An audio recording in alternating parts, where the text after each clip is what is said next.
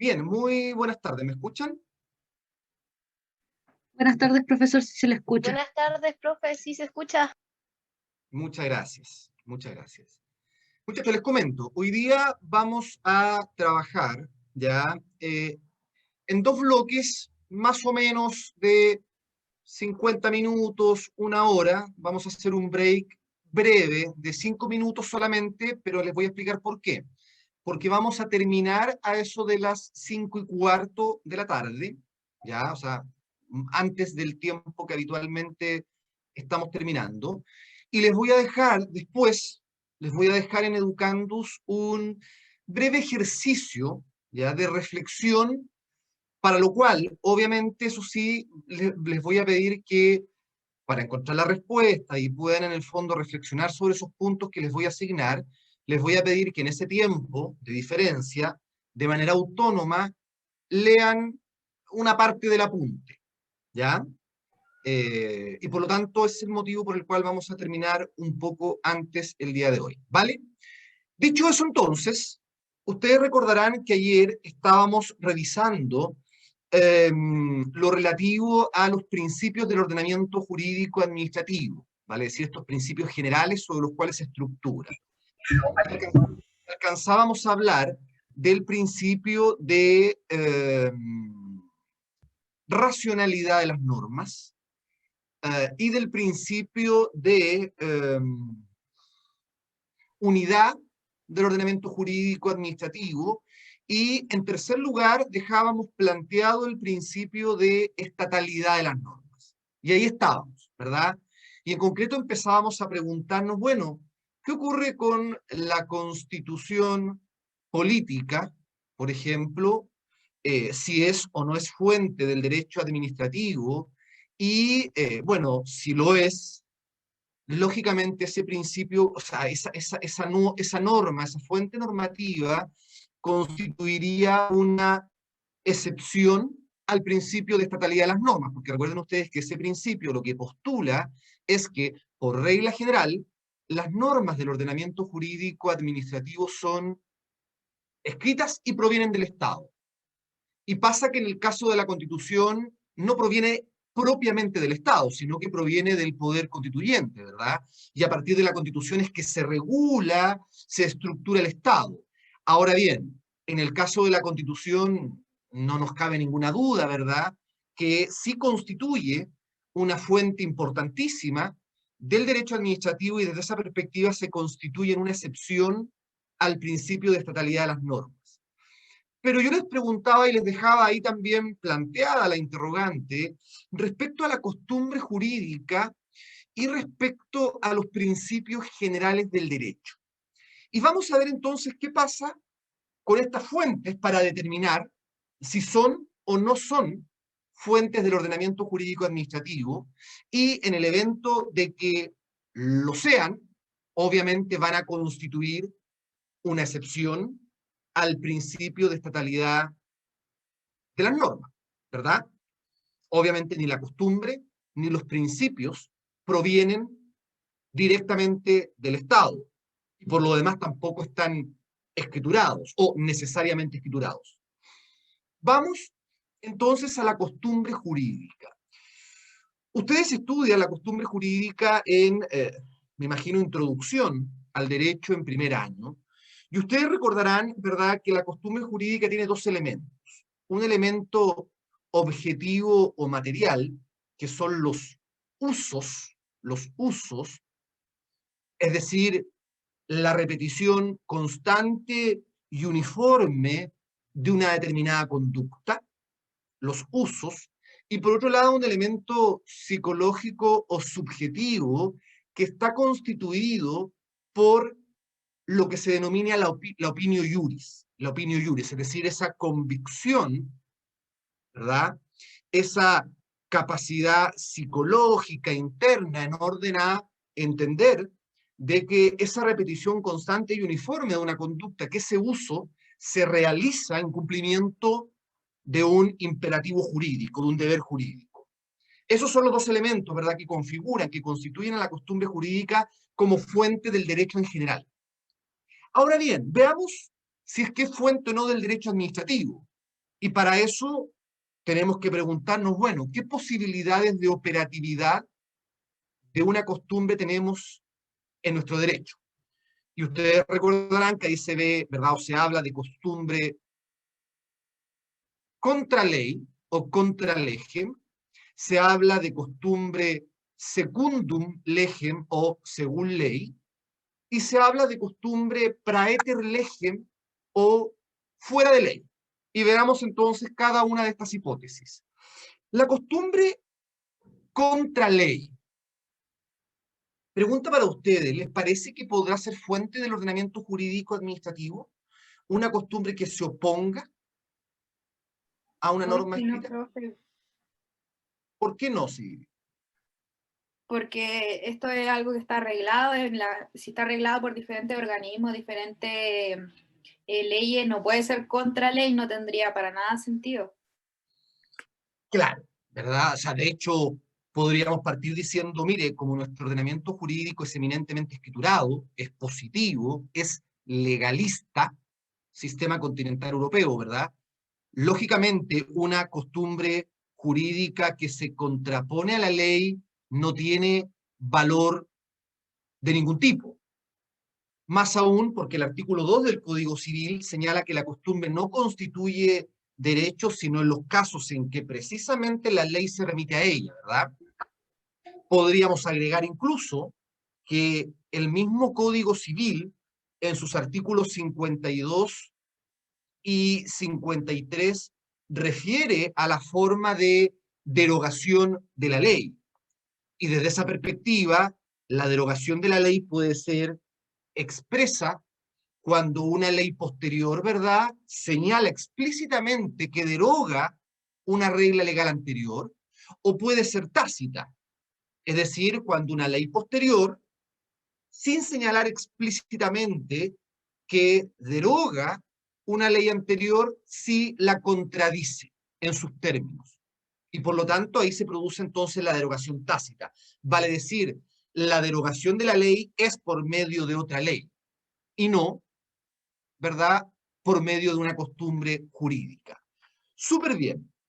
Y ahora, la costumbre según ley, es decir, cuando la ley se refiere a la costumbre, o si ustedes quieren, cuando existe coincidencia entre lo que la ley dice y lo que una costumbre establece, ¿tendrá valor normativo? ¿Qué creen? Que no, profe. Porque en ese caso el que da cumplimiento a ello, ¿qué es lo que está cumpliendo finalmente? ¿La costumbre? No. En definitiva, quien da cumplimiento a la ley, si es la ley la que en definitiva se está remitiendo a lo que la costumbre también señala, quien da cumplimiento ahí, ¿verdad?, a la ley, está dando cumplimiento a ese precepto positivo. Es decir, ¿qué valor tendría la costumbre jurídica secundum legem? La verdad es que ninguno. Repito, porque ahí lo que se está cumpliendo es precisamente la ley. Quizás un poco más de dudas se les podrían generar a ustedes en la tercera hipótesis, es decir, costumbre praeter legem o fuera de ley. Y ahí quizás podría generarnos alguna duda, pero ustedes tienen los elementos para responderme si es que la costumbre, en ausencia de ley, en silencio del legislador, podría constituir o no fuente. A ver, Yo diría que no, porque en derecho público se puede hacer solamente lo que está explícitamente permitido. exactamente, Ítalo. Muy bien. ¿Se dan cuenta? Tenía los elementos. En virtud del principio de legalidad que establece, ¿verdad?, en el artículo 7º, inciso segundo de la Constitución, que ninguna magistratura, ninguna persona ni grupo de personas pueden atribuirse, ni a un pretexto de circunstancias, otra autoridad que la que le hubiera sido conferida expresamente por la Constitución o las leyes, la conclusión es lógica, ¿verdad? Tal como lo dijo Ítalo, solo puede hacerse aquello para lo cual estoy expresamente facultado, principio de legalidad como condición del obrar. Por lo tanto, aún en ausencia de ley, aunque se repita constantemente en el tiempo una determinada conducta bajo la convicción de que estoy cumpliendo con un imperativo normativo, aún así en el derecho administrativo no tiene valor en cuanto fuente, muchachos. No tiene valor en cuanto fuente del derecho administrativo. Y entonces descartamos que la costumbre jurídica administrativa, los usos y prácticas administrativas sean fuente de nuestro derecho y por lo tanto no constituyen una excepción al principio de estatalidad de las normas. ¿Qué pasa ahora con la situación de los principios generales del derecho? Y estos principios generales del derecho, ¿verdad?, son ciertos valores materiales que inspiran nuestro ordenamiento jurídico y que a su vez se desprenden de él. Y aquí valga una prevención, muchachos. La verdad es que en Chile llamamos principio general del derecho a cualquier cosa. Me refiero a que muchas veces, por ejemplo, decimos, principio de buena fe, artículo 1546 del Código Civil, por ejemplo. Pero es un principio en realidad si es que está reconocida en una norma positiva. ¿Cuál es la fuente ahí? O sea, muchas veces hablamos de principios cuando en realidad, sin perjuicio de que puede haber ahí un principio, si está positivizado, ya sea en la norma constitucional, ya sea en una norma legal, bueno, lo que está mandando ahí, lo que está ordenando, imperando, es esa norma positiva, ¿ya? Pero bueno, esa es una deformación que me parece a mí existe en nuestro sistema y contra eso poco y nada tenemos que hacer. Ustedes me entenderán de que un principio general del derecho tiene importancia como fuente normativa cuando no está explicitado en la ley, cuando yo de ahí lo desprendo, lo extraigo. Ahí estamos hablando de un principio. Si está positivizado, lo que vale es la regla escrita. ¿Ok? Pero bueno, más allá de eso, tendríamos que preguntarnos estos principios generales del derecho, estos valores materiales, sustantivos que inspiran nuestro ordenamiento jurídico y que se desprenden de él. ¿Son fuente del derecho administrativo? Pensemos en el mismo principio de buena fe, pensemos en el principio del enriquecimiento sin causa, pensemos en el principio de legalidad, pensemos en el principio de interdicción de la arbitrariedad, etc. ¿Serán fuente de nuestro ordenamiento jurídico administrativo? Y ahí la respuesta es distinta, ¿verdad? Obviamente, los principios generales del derecho, muchachos, sí son fuente del derecho administrativo y constituyen, por lo tanto, una excepción al principio de estatalidad de las normas, porque no están escriturados o no debieran estarlo, y además no provienen directamente del Estado. Ahora, claro, si bien son fuentes del ordenamiento jurídico administrativo, en un sistema nuevamente escrito como el nuestro, en un sistema legalista, es lógico que su aplicación está de alguna u otra manera limitada. Nos sirve fundamentalmente para interpretar el ordenamiento jurídico administrativo y en su caso para integrar los vacíos o lagunas normativas que puedan existir en él. Pero, ¿qué pasa si es que hay una regla escrita, muchachos, que se contrapone a un principio general del derecho? Por regla general, ¿a qué le vamos a dar valor por regla general? ¿A la norma? A la norma escrita. Salvo un caso.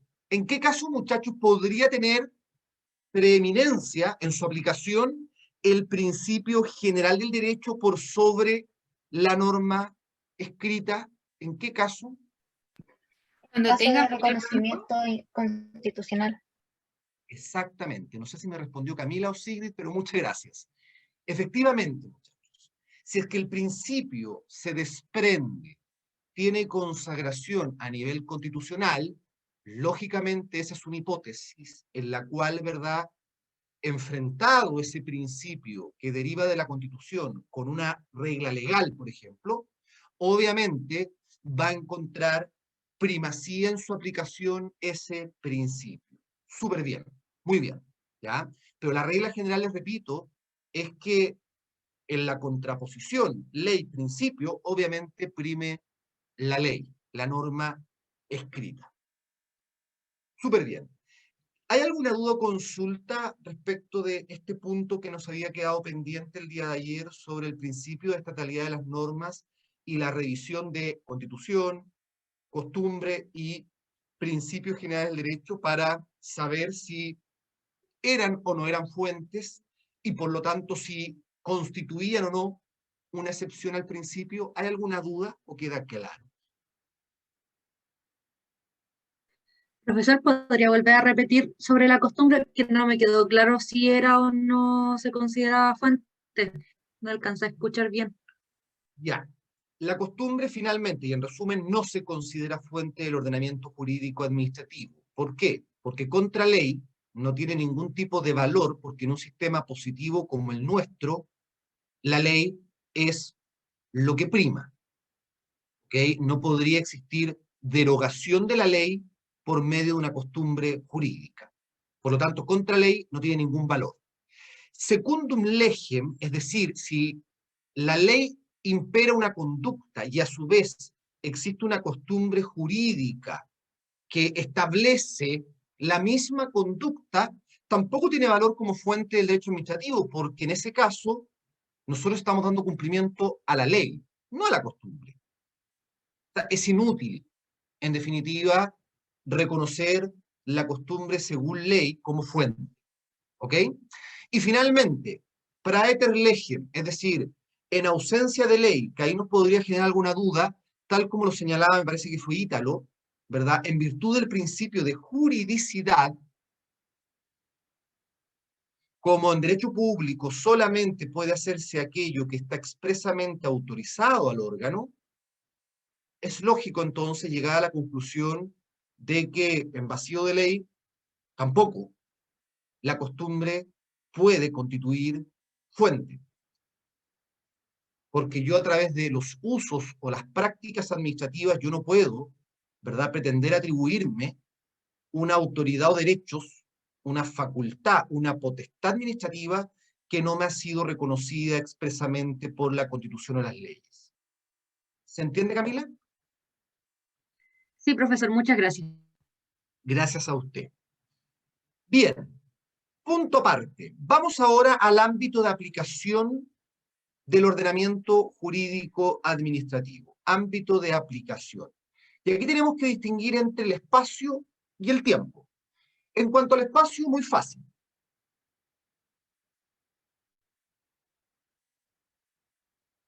El ordenamiento jurídico administrativo se aplica en todo el territorio nacional, entendido en términos amplios.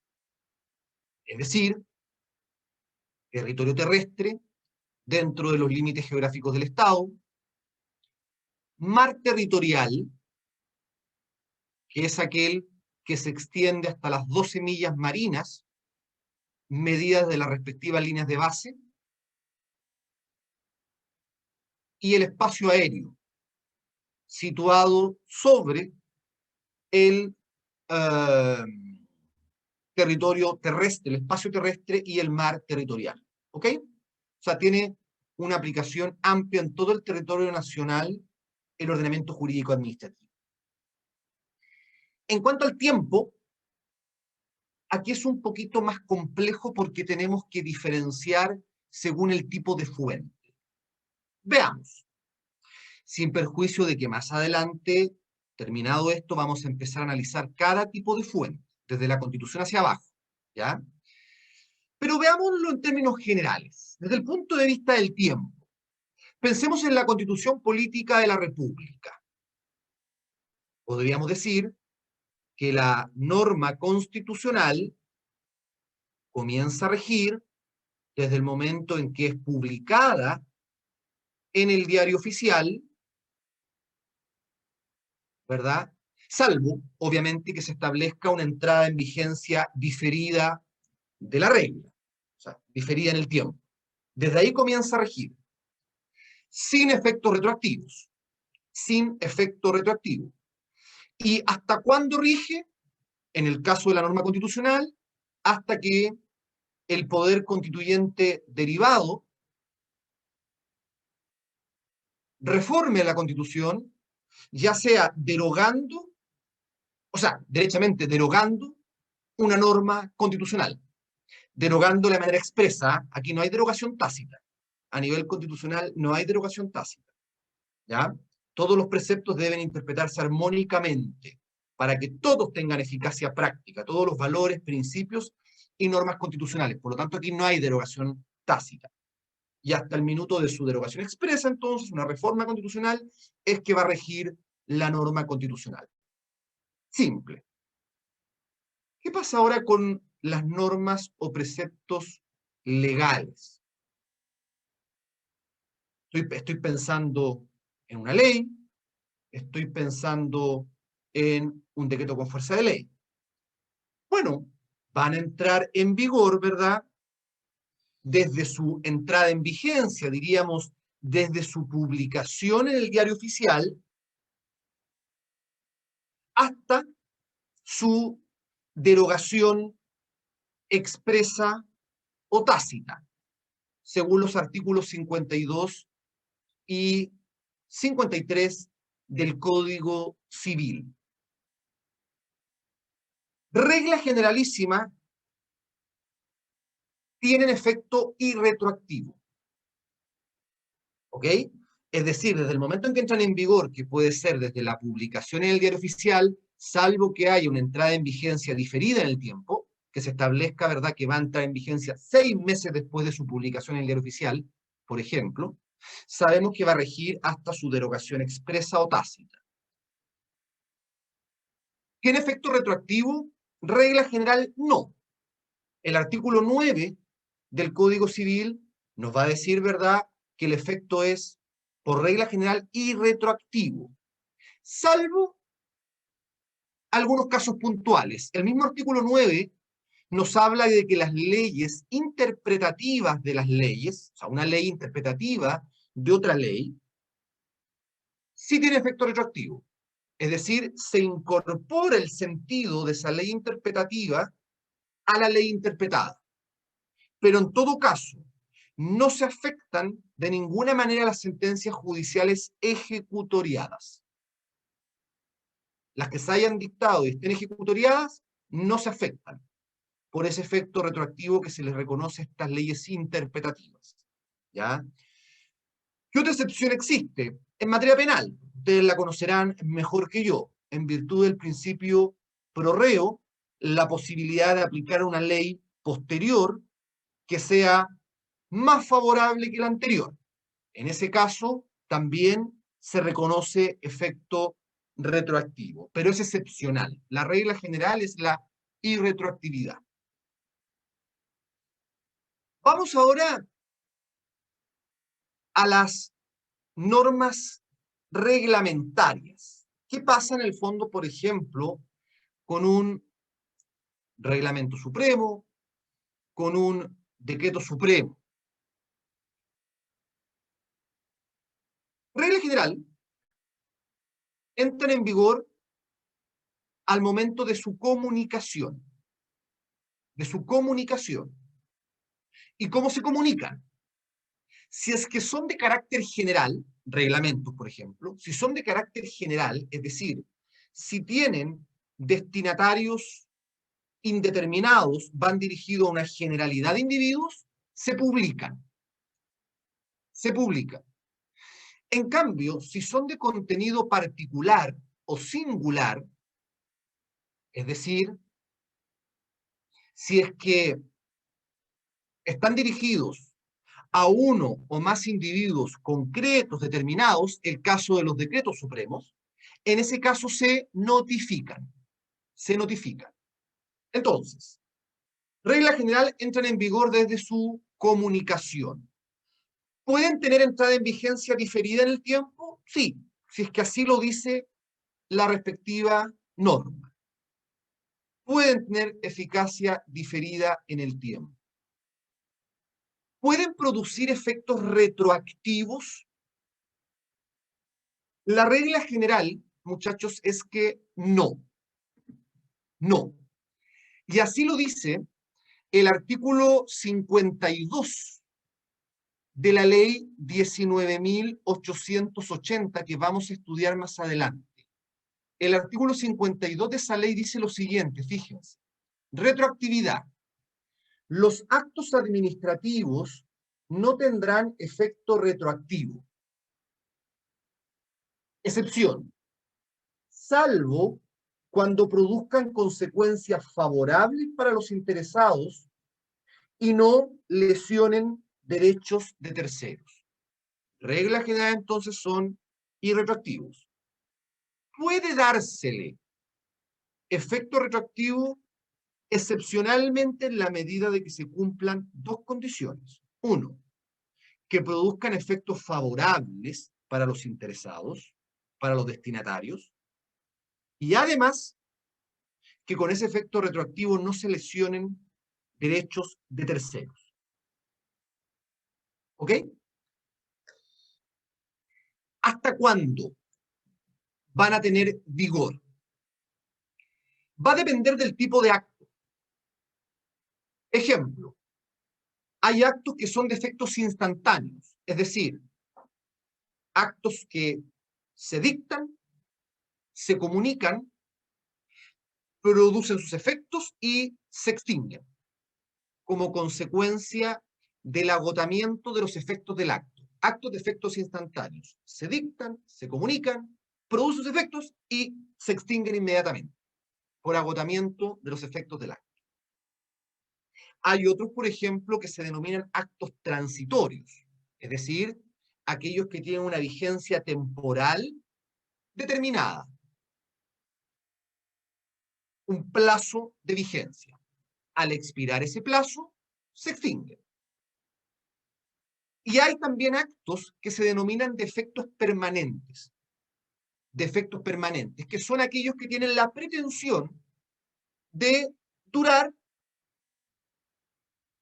indefinidamente en el tiempo, es decir, que se consolidan en el tiempo con su aplicación permanente.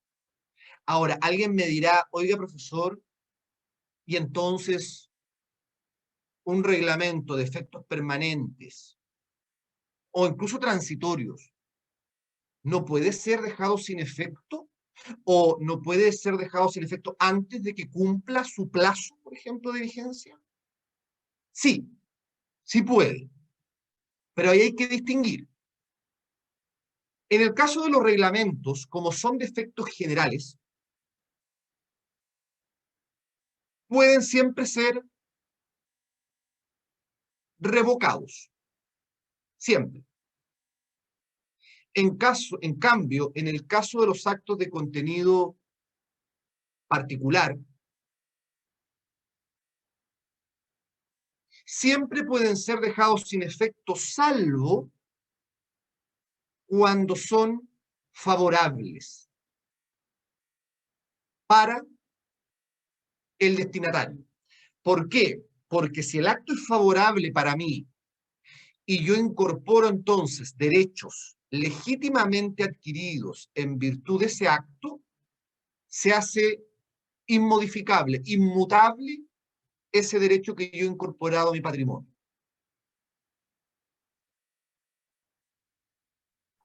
Profe, eso último no se lo entendí mucho. Claro, vuelvo a repetir, estamos pensando en la posibilidad más allá de un acto de efectos instantáneos, de efectos transitorios o de efectos permanentes. Más allá de ello, estamos pensando en la posibilidad que tiene el órgano que dictó el acto de dejarlo sin efecto. Y decimos, ¿se puede? Regla general, sí, se puede. Lo que se denomina como potestad revocatoria, de revocación. Y entonces lo que digo es, en el caso de los reglamentos, como son de efectos generales, son una regulación, pueden ser revocados Pensemos en el presidente de la República. ¿Pueden ser revocados por el presidente de la República? Sí, pero siempre con efectos generales, para todos. Recuerden que hay un principio que se denomina el principio de inderogabilidad singular del reglamento, es decir, como es de efectos abstractos, generales y obligatorios, yo que lo dicté, puedo dejarlo sin efecto, pero para todos. No podría, en virtud de ese principio de inderogabilidad singular del reglamento, yo no podría decir, lo dejo sin efecto solamente para Camila, y para el resto sigue vigente, porque eso sería una discriminación arbitraria. ¿Ok? Pero son esencialmente revocables.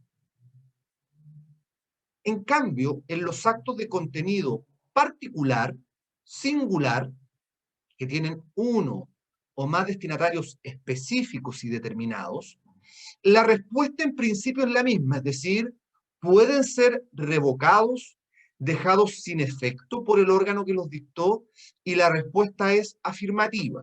Sí, pueden. Pero hay una gran excepción. El acto administrativo de efectos particulares favorable para el interesado. Porque si es favorable, entonces esos derechos que el interesado incorpora a su patrimonio son inmutables. Si son derechos legítimamente adquiridos, son inmutables, inmodificables. Se incorporan y no pueden ser después dejados sin efecto. Ahí sí. Sí, profe, sí. Eso de los partidos, o sea, como del grupo más como particular, igual quedé un poco en duda, pero No, es que, sí, quedó claro. sí, no, es que Isabel, lo que hay que tener claro es que hay actos que son de contenido general y Sí, actos de contenido particular o individual. Los primeros son aquellos que van dirigidos a una generalidad de destinatarios, que son indeterminados. Yo no sé exactamente a quiénes les va a aplicar y por lo tanto su comunicación es por medio de una publicación. Distinto es el caso del acto de carácter particular o singular, donde va dirigido a uno o más destinatarios específicos y determinados, donde ahí entonces se notifica a esos destinatarios. Y ahí viene la diferenciación. El acto de contenido general es siempre revocable, porque nadie puede alegar derechos adquiridos respecto de una regulación. Las regulaciones van mutando en el tiempo. Y nadie puede decir, ah, no, yo tengo un derecho adquirido que no se modifique esta regla. No, pues es una regla. Distinto es el caso del acto de contenido singular, porque si es desfavorable, siempre es revocable. ¿Quién va a reclamar si me deja sin efecto un acto que me afecta? Nadie. En cambio, si me es favorable ese acto a mí como destinatario, en ese caso, si yo adquiero derechos legítimos a partir de ese acto, después esos derechos no me los pueden tocar, es decir, ahí se vuelve irrevocable el acto, no puede ser dejado sin efecto. ¿Sí? sí, profe. Muchas Gracias. gracias. Finalmente, pensemos en el caso rápidamente de la jurisprudencia judicial como fuente. Sabemos que la jurisprudencia judicial tiene efectos relativos, ¿verdad? Solo al caso concreto. Y obviamente, si es que la administración del Estado está envuelta en un conflicto jurídico, la sentencia que se dicte en ese caso, obviamente le va a ser obligatoria a la administración desde el momento en que se pronuncia. Y en ese caso concreto, punto. En el caso de la jurisprudencia administrativa, fíjense ustedes que el escenario es distinto. La jurisprudencia administrativa es aquella que emana de la Contraloría General de la República, de la potestad dictaminante que tiene la Contraloría General de la República. ¿Qué es lo que ha dicho la misma Contraloría General de la República respecto de su jurisprudencia? Nos ha dicho primero que todo que la jurisprudencia administrativa es de efectos generales. ¿Qué significa eso? Bueno, significa que aquel pronunciamiento que la Contraloría emite en ejercicio de su potestad dictaminante aplica a todos los organismos de la administración del Estado. Les doy un ejemplo concreto. Si a mí la Municipalidad de Talca, como Contraloría, me pregunta sobre el sentido y alcance que debo darle a una regla Z dentro del ordenamiento jurídico, y yo como Contraloría le respondo que el alcance debe ser A, esa respuesta que yo le di a la Municipalidad de Talca es obligatoria como jurisprudencia administrativa para todas las municipalidades y para todos los organismos de la administración a los cuales pueda resultar aplicable esa regla. Alcance general y obligatorio para todos los organismos de la administración.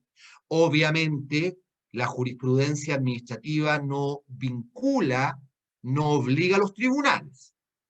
Obviamente no los obliga, no los vincula. ¿Ok? Pero a la administración, sí.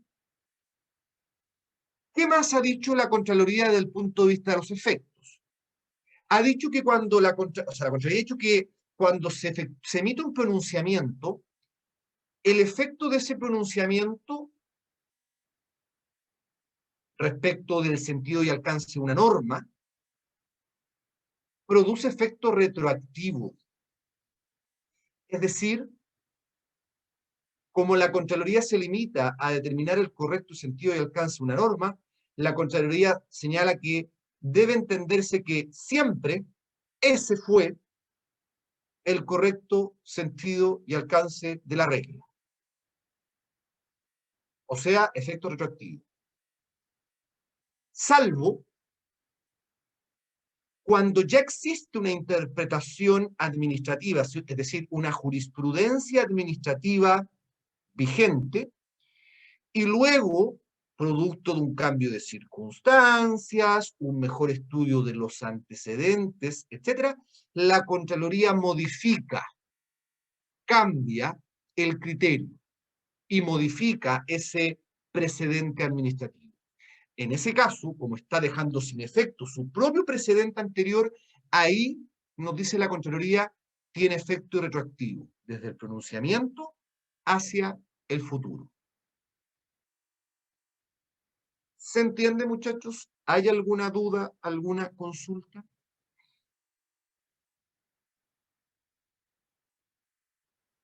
Bien. A continuación, vamos a hablar de la constitución política como fuente del derecho administrativo. Y aquí señalarles algunas cosas, muchachos, que la doctrina ampliamente mayoritaria considera como aspectos positivos de la Constitución vigente, en comparación con la Carta del 25. ¿Ya? Yo sé que hay toda una discusión política, jurídica, en torno a la legitimidad, ¿verdad?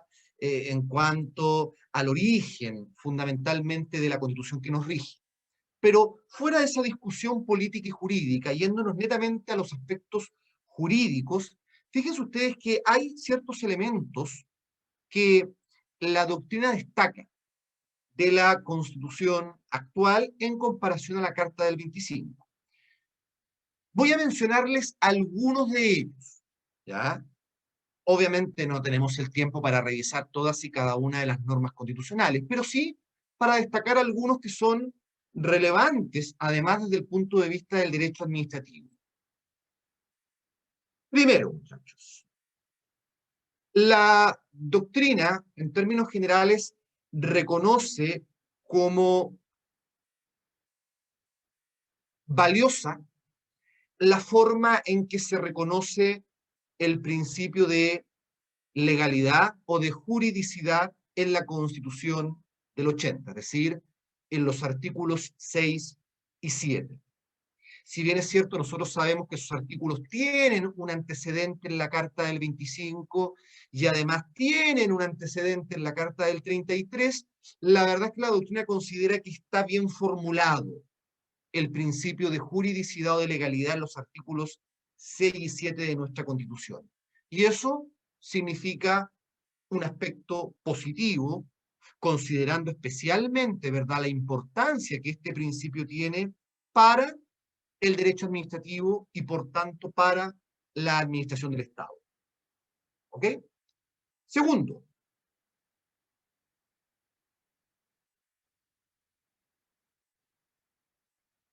el reconocimiento del principio de vinculación directa a la Constitución o de eficacia bilateral de la Constitución.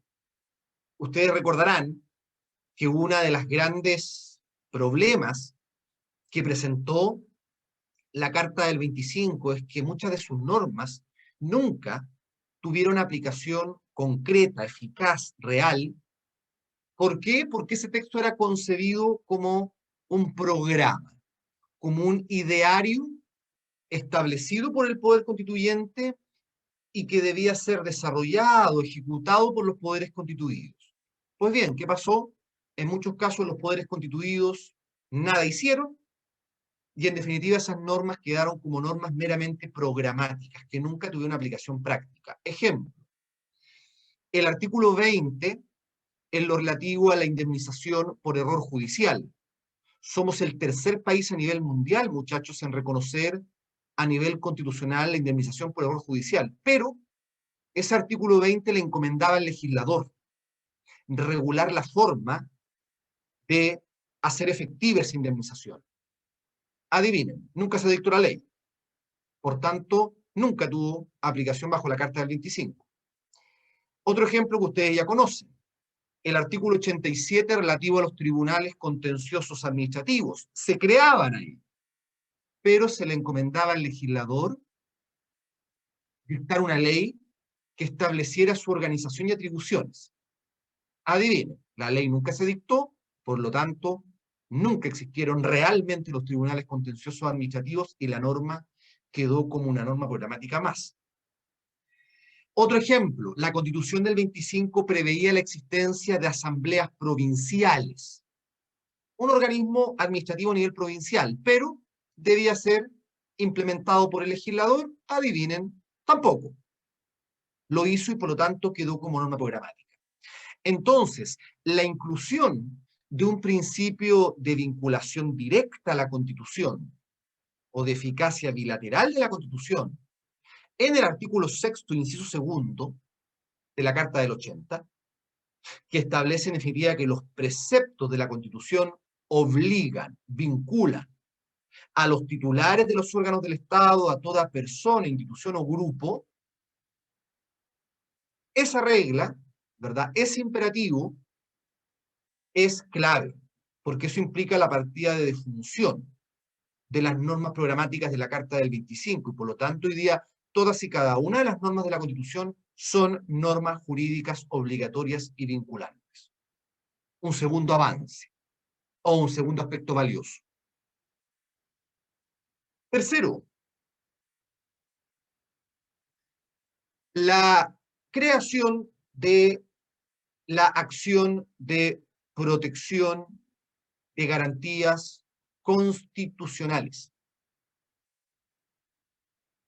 Si ustedes lo recuerdan, cuando estudiaron Derecho Constitucional, tienen que haber visto que bajo la vigencia de la Carta del 25 no existía una acción como esa.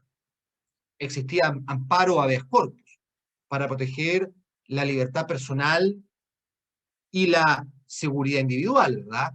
Pero no existía una acción que permitiera tutelar ante los tribunales de justicia de manera rápida, sencilla y eficaz otros derechos distintos. Y en el Acta Constitucional número 3, en el año 76, se crea esta acción de protección de garantías constitucionales y que después pasa en similares términos al artículo 20 de la Constitución del 80. Sin duda, estimados estudiantes, un salto cualitativo desde el punto de vista de nuestra tradición constitucional. Claro, yo sé que alguien me podría decir, oiga, profesor, pero es que los derechos sociales, por ejemplo, no están tutelados por protección. Es verdad, pero antes, ni los sociales, ni los económicos, ni las libertades, salvo la libertad personal, ningún derecho a libertad estaba tutelado por una acción como esta. Entonces, implicó un avance, qué duda cabe. Qué duda cabe. Y la acción de protección, nosotros ya lo conversamos, puede ser utilizada como un mecanismo de control de la administración. Sí. No estamos diciendo que se haya creado para eso, porque se creó como un remedio rápido, sencillo y eficaz para tutelar los derechos fundamentales de las personas. No se creó pensando en un mecanismo ordinario de control jurisdiccional de la administración. Pero obviamente, si es la administración la que conculca ilegítimamente los derechos fundamentales de una persona, ¿verdad? Y son de aquellos que están tutelados por acción de protección según el artículo 20, yo puedo, obviamente, utilizar esta acción. Súper importante. Cuarto, el que la Constitución vigente considere como antijurídico no solamente aquello que es ilegal, sino también aquello que es arbitrario. Si ustedes revisan la Constitución, en diversos pasajes se van a dar cuenta de que nuestro constituyente considera como antijurídico, como contrario a derecho, no solamente aquello que es contrario a la ley, no solamente aquello que es contrario a una regla o norma positiva, sino que considera como antijurídico también aquello que es arbitrario, es decir, irracional, caprichoso, inmotivado, guiado solamente por el instinto. Y ustedes ya podrán entonces comprender, entender de que ese es un concepto bastante más amplio que la mera ilegalidad. Y eso aparece, por ejemplo, ¿dónde? En el artículo 19, número 2, inciso segundo. Ni la ley ni autoridad alguna podrán establecer diferencias arbitrarias. Lo que se prohíbe es la arbitrariedad. Ojo, no las diferenciaciones ni la discriminación. Discriminar, diferenciar es perfectamente legítimo en la medida de que sea fundado. El legislador permanentemente discrimina. Lo hace entre hombres y mujeres, lo hace entre extranjeros y chilenos, lo hace entre mayores y menores de edad, etcétera, etcétera, etcétera. ¿Dónde más aparece reconocido? En el artículo 19, número 16, a propósito de la libertad de trabajo. También se prohíbe las discriminaciones arbitrarias.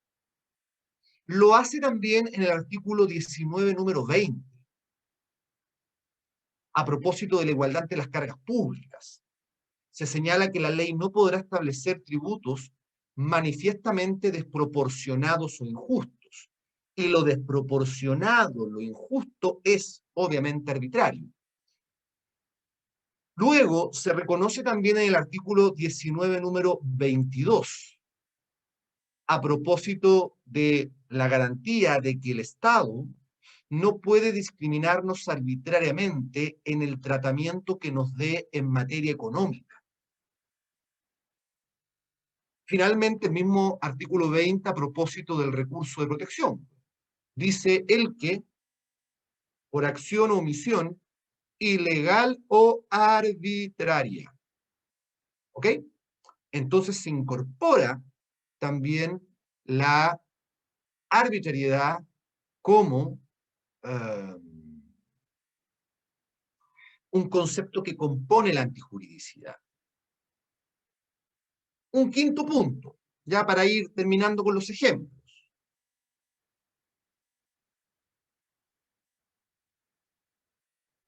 El reconocimiento explícito, desde el origen de la Carta del 80, de la facultad del presidente de la República de poder dictar decretos con fuerza de ley. Artículo 32, número 3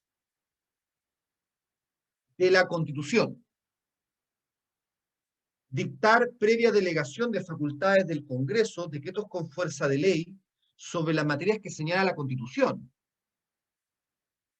Fíjense ustedes que en la Constitución del 25, en su texto original, Esto no existía. Y en la práctica, ¿sabe lo que ocurría? Curiosamente, el Congreso le delegaba facultades legislativas al presidente de turno y el presidente dictaba decretos con fuerza de ley, sin que la Constitución lo permitiera, sin que lo regulara.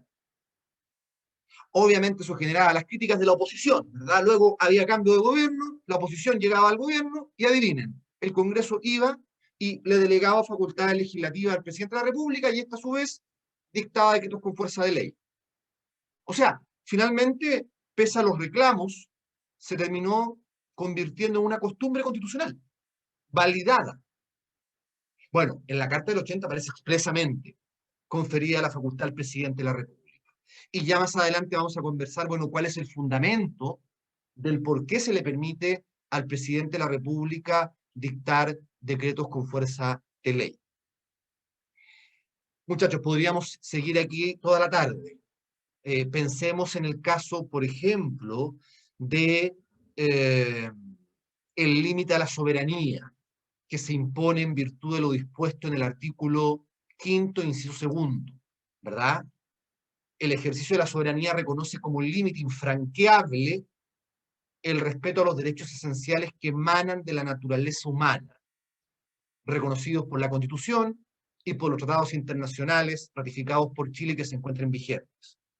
Otra regla tremendamente relevante desde el punto de vista de la limitación al poder público, sumado a lo que establece el artículo 19, número 26 de la Constitución, en cuanto a la seguridad que en aquellos casos en que el legislador regule, complemente o limite los derechos que la Constitución nos reconoce, no puede afectar el núcleo esencial del derecho, ni imponer condiciones, tributos o requisitos que impidan su libre ejercicio. Garantía de seguridad jurídica. También hay un límite en concreto a la actividad que el legislador puede realizar respecto de los derechos reconocidos en la Constitución. Ahí tenemos otro avance. La misma institución de la indemnización por error judicial. Sabemos que en la Carta del 25 se previó, existió ahí en el artículo 20, pero que el constituyente le encomendaba al legislador su regulación y nunca se reguló. ¿Qué hace la Carta del 80? Bueno, crea en su mismo texto una acción autónoma, o sea, una institución de indemnización por error judicial que se hiciera aplicable, que se hiciera carne, sin necesidad de una actividad legislativa posterior. Y así entonces queda consagrada en el artículo 19, número 7, letra I. Entonces, muchachos, más allá, como les digo, de la discusión política jurídica que se da respecto de la Constitución del 80, hay elementos jurídicos que son rescatables, que son destacables. De hecho, hay una parte importante, les diría yo, de la doctrina que considera que la Constitución del 80, desde el punto de vista dogmático, no es un mal texto constitucional. Los grandes problemas, muchachos, de la Constitución del 80 venían dados por el aspecto orgánico. ¿Se acuerdan ustedes? Bueno, no creo que se acuerden, pero seguramente alguna vez escuchaban hablar de los senadores designados, por ejemplo. ¿Se acuerdan? ¿O han escuchado hablar de eso? O, por ejemplo, de la inamovilidad de los comandantes en jefe de las Fuerzas Armadas. O, por ejemplo, de la posibilidad que tenía el Consejo de Defensa Nacional, el Consejo de Seguridad Nacional de autoconvocarse. Bueno, ahí habían problemas desde el punto de vista, ¿verdad?, de la legitimidad democrática, pero eran aspectos eminentemente orgánicos, más que dogmáticos. Habían algunos problemas dogmáticos que se fueron corrigiendo con el tiempo, pero no eran quizás tan relevantes como los aspectos orgánicos, muchos de los cuales, dicho sea de paso, también se han superado con el tiempo. Estos 3 ejemplos que les acabo de dar ya son historia, están modificados en la actual Constitución. ¿Hay alguna duda, alguna consulta, alguna observación respecto de este primer punto de la Constitución del vigente como fuente del ordenamiento jurídico administrativo? ¿No? Vamos a un segundo punto, pero hagamos un break, porque les dije que íbamos a terminar a las 5:15 para después poder subirles un breve taller con 2 puntos de reflexión, ¿ya? Tengo las 4:28, por favor, 4:35, o sea, 7 minutos, retomamos, para que ahí hagamos 40, 50 minutos más de clase, ¿ya? Ok, profe. Gracias. Profe, profe, Sí, perdón. ¿Quién me habló? profe, ¿me escucha? Sí, perfecto, Isabel. Ah, mi pregunta era sobre el taller. ¿Lo vamos a hacer ahora y lo vamos a Le escucho resolver en perfecto. clases?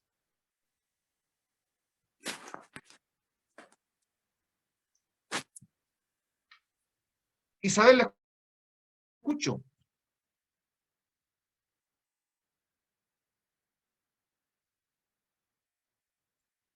Profe,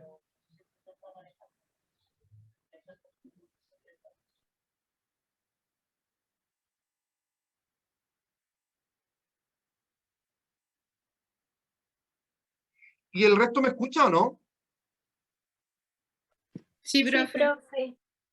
Ah, ya, o sea, el problema lo tiene Isabel. No, el taller, ¿sí? no, le iba a explicar lo que ya había escuchado que ella quiso decir, pero creo que Ay, ya entendió. gracias, Luis. Eh, Isabel, respecto del taller, es que vamos a terminar a las 17:15 y yo les voy a subir dentro de esos minutos un taller educando para que lo respondan. Son 2 puntos de reflexión muy acotados que les pido puedan responderlos y reflexionar leyendo la parte que queda de fuentes del ordenamiento jurídico administrativo, o sea, lo que nos reste del apunte lo puedan leer comprensivamente, no más que eso, de manera autónoma, y puedan responder esos 2 aspectos. ¿Vale? Ya, nos quedan 5 minutos, así que aprovechémoslo. Break.